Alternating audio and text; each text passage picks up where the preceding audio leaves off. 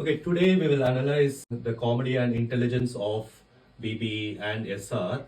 I'm using abbreviations instead of their full name because, unlike these kids, I'm old and wise enough to know when to hesitate. Firstly, when it comes to comedy of BB, there's no debate in that. He only yesterday announced that comedy is not his forte, which is great because for the first time in his life, I've seen this guy being self-aware.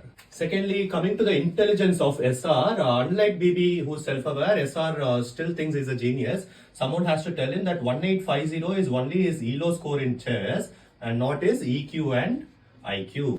Thirdly, coming to the intelligence of BB, I hope someday he will also realize that intelligence is also not his forte. And I'm saying this confidently because whenever he reads something on Wikipedia and vomits it, the audience can clearly see the lack of authenticity in his podcast. And finally, coming to the comedy of SR, as a fellow comedian who's not even famous, I can't judge, mainly because I believe comedy is subjective, okay, except for BB who is objectively unfunny. Just like how I understand comedy is subjective, I hope someday SR and his fans also understand the difference between a shock value comedy and good dark humor. Obviously, when these two legends, namely Samay Raina and Beer Biceps, meet, it is what Joker calls an unstoppable stupidity meeting an immovable narcissism. And inevitably, the show will go viral with high number of views. But that doesn't mean it is high level of creativity, especially when the show itself is a ripoff of an American show without giving due credit. Just like how he steals all their jokes thinking no one will ever notice. Not to mention, the show also exploits talented people's greed for quick fame, and it also has a targeted audience from a specific geography